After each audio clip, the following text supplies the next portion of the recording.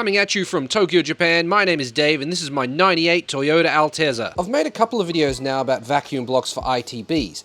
And lucky for you and me, some people commented that the information in there is incorrect. This is the vacuum block that I've got built up for the Panic ITBs. It's a typical eBay one. I've just sanded all the anodizing off this side. Unless you have some crazy elaborate setup like Paul Corolla does, do not connect the PCV to vacuum. Just run it to a catch tank. Do not copy my videos telling you to do it. It's wrong. Okay, so now that you know it's wrong, what are you going to do to fix it? Well, first off, I have to get the thing out of the car. Okay, so I got those bolts out that caused so much drama before. I need to snip that so that I can... that f***ing fuel line again. I had cutters out here. I don't know what I've done with them. I didn't put them back, so they're here somewhere.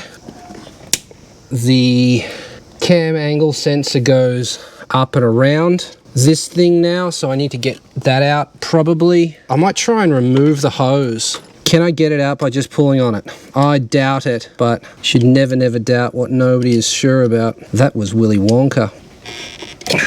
That's a solid no.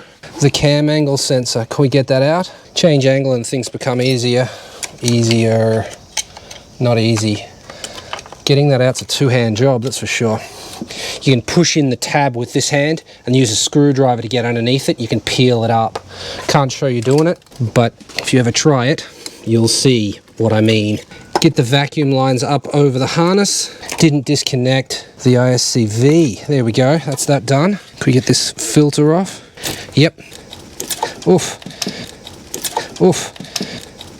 Oof. And we are out. So rather than redoing all of this, I'm just going to take this elbow off and then put an end cap in there. I think that makes more sense. Then it is actually expandable. If I was to remove the T and put just an L in there, I mean, that's probably going to be okay. It'll move the ISCV closer to the right. Is it going to be any better? Not really, so I don't think I'll bother. Still blue on the back, by the way. So I just need to put this in the bench vise so that I can undo this L and then put an end cap in it. And this is done up really tight. I tried this, and this is that's a no. That's not going to happen. I tried this, but I can't really get in there, so I've got a pipe. But the pipe's not going to work because I'm going to hit the wall. I need a pipe wrench. Well, I don't own one. Now the pipe is so long it hits the front of the carry truck. I need a shorter pipe. Damn it. Piece of scaffolding. There we go.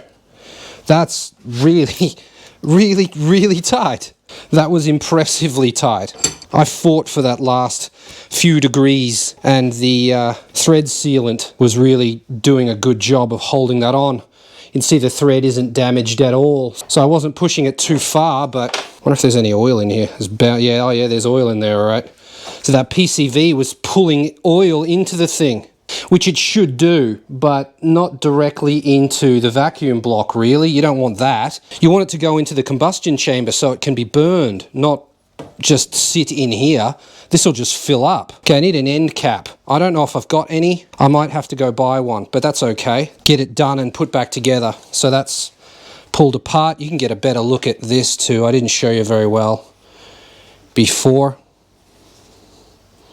Okay. That's that.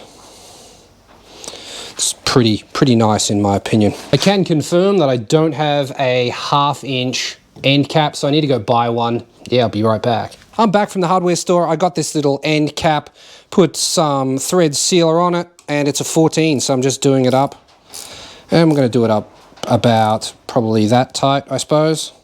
That'll be right. That's pretty elegant. Can take that out again later if I need to. All right. That's ready to go back in the car. The question now is, how easy is it to get it in without that hose on the end? I imagine the fuel hose is going to still want to mess with me. That's going in, and that one's going in. It's super easy to get in now. I need to check the torque setting of that one again. I've got the hose clamp like this. I'm just going to cut this arm off so that there's no chance the pipe across hits it. I'll just cut it off there. Should be enough. I've lost my side cutters. Oh, here's these. These were hiding. That'll cut them. That's not what they're for. I know. That's why all your side cutters are f***ed. Yep, that's correct. Using them for the wrong shit. Should go get the diamond file just to take the edge off, because if I don't, I know I'll cut myself on it. Connect the map sensor back up. According to the service manual, it is 21 Newton meters, and that's it there. That one at the back doesn't have a torque setting because it's just a bracket. It won't matter. This one's holding on the thing that this thing bolts to. Anyway, so this goes up in here like that. This goes on here. Now we connect this vacuum to here, this one to here, this one to here. Put my hose arrangement thing on. So they're done. That's capped off. That's okay. This is connected. That's connected. That needs plugging in. This is connected. So the vacuum block is now done the way it should have been done in the first place. PCV is still here. I'm not sure what I'm going to do with that yet.